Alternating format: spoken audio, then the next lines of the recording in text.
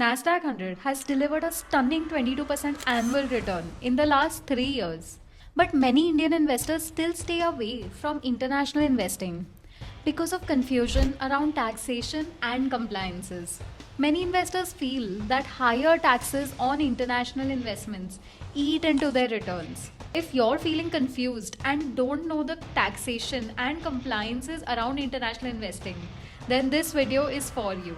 And in the next video in this series, we'll discuss apps that you can consider for international investing, their charges and risks involved. So do subscribe to the channel to not miss the upcoming videos in the international investing series. In this video, we'll discuss first, Liberalised Remittance Scheme, which tells us how much money can you send internationally.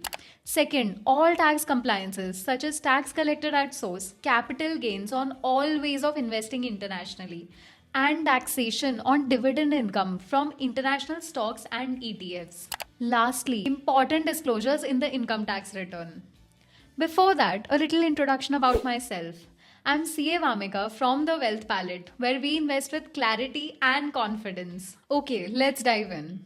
While there's a $7 billion cap on the Indian fund industry for overseas investments, individuals can send up to 250,000 US dollars abroad each financial year. That is 2.2 crore rupees that Indians can freely send abroad under the Liberalised Remittance Scheme, in short LRS. However, you need to keep all your foreign investments, foreign trip expenses, international education and medical expenses, in short all abroad transfers within this limit of 250,000 US dollars annually. But there's a small catch. Investment transfers abroad exceeding 10 lakh attract a 20% tax collected at source, short may TCS. This 10 lakh limit resets on every April 1st, which is the start of our financial year. For example, if you transfer 10 lakh, 2 lakh is deducted upfront as TCS and the remaining 8 lakh is invested. But don't worry, that 2 lakh is not a loss. The TCS deducted from your investments can be claimed as a refund while filing your income tax returns. Salaried employees can even claim the TCS deducted against the TDS on their salary.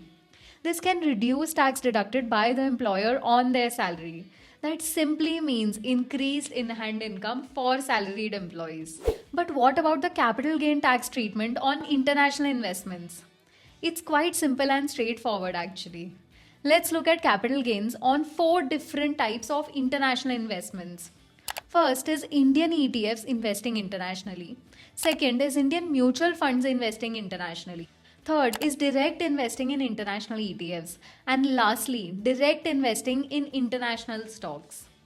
Long-term capital gains on all international investments are taxed at 12.5% without indexation benefit. Please note that the 1.25 lakh LTCG exemption doesn't apply on international investments. Short-term capital gain on international investments is taxed at your income tax slab rate. So the key difference is not tax rate, but holding period between Indian ETFs and the other international investing options. Indian ETFs will be long-term if you sell after 1 year, but the other 3 options will be long-term if you sell them after 2 years. The US income tax laws do not charge capital gain tax on non-residents. So the gains of Indians on US investments are taxed only in India. Hence, there is no double taxation. Let's understand with an example. Suppose you invested 1200 US dollars on 1st April 2025, which is close to 1 lakh rupees. Let's assume you sold your investments on 12th September 2025 for 2500 USDs. As the stocks are held for less than 24 months, it qualifies for short-term capital gain tax as per your income tax slab. For Indian tax purposes, we'll need to convert the USD sale amount to rupees using the exchange rate from the last day of the month prior to the month in which the sale happened. In our example, since the sale happened in September, we'll take the exchange rate at the end of August 2025, which was 87.7 rupees.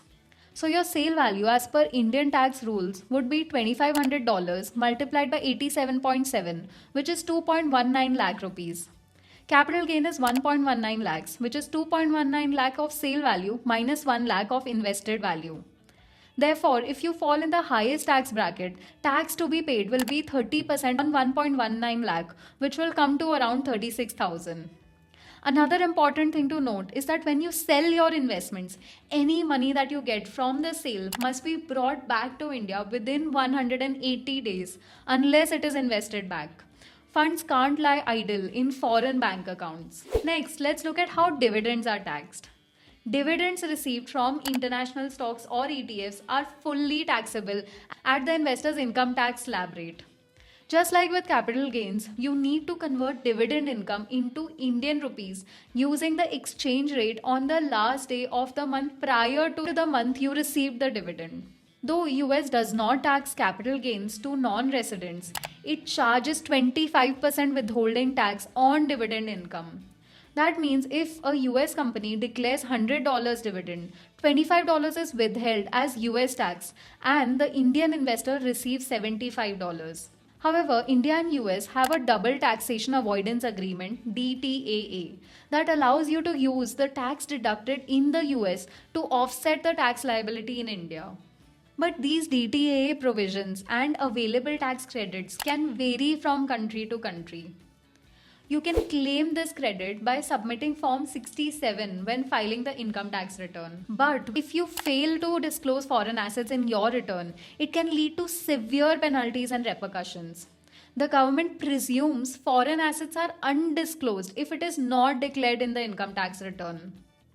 So, as an Indian resident, it is very important to disclose all foreign assets, foreign bank accounts, and foreign depository accounts while filing your income tax return. One more very important thing is when you file your income tax return in India, please disclose your foreign assets in the calendar year they are purchased. Example, if you bought a stock in September 2025, you will need to disclose it in the ITR of FY 2025-26, even if you sold the stock as on the date of the return filing. The income tax returns have dedicated schedules where details of foreign assets need to be filled, including foreign investment details. As of now, there are 3 schedules: foreign source income, foreign asset, and tax relief. Also, Form 67 needs to be filled as discussed to claim credit for tax paid abroad. For most individuals with foreign assets or foreign income, ITR 2 or ITR 3 forms are applicable.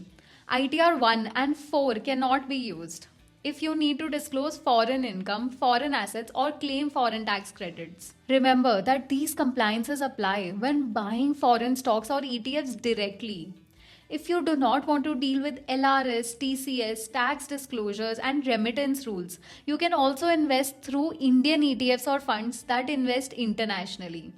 I've discussed that in detail in this video. You can check that out after this one. Quick recap. First, under LRS, you can send up to 250,000 US dollars abroad in each financial year. But transfers above 10 lakh for foreign investments attract 20% TCS, which can be claimed back while filing your income tax return. Second, long-term capital gain on international investments are taxed at 12.5% and short-term capital gains are taxed at income tax slab rate. Indian ETFs investing internationally are long-term if you sell after 1 year. Rest of the international investing options are long-term if you sell after 2 years. Third, dividends are fully taxable in India at your slab rate. US deducts 25% withholding tax, but you can claim credit under DTAA by filing Form 67. Lastly, always disclose foreign assets in ITR to avoid penalties. In the next video, we'll cover which apps enable international investing along with charges and ease of investing. Do subscribe to the channel to not miss the next videos in the international investing series. Okay, that brings us to the end. If this video added value to you, do hit like, share it with fellow investors so that all of us together can become empowered investors. Thank you for watching. See you in the next one.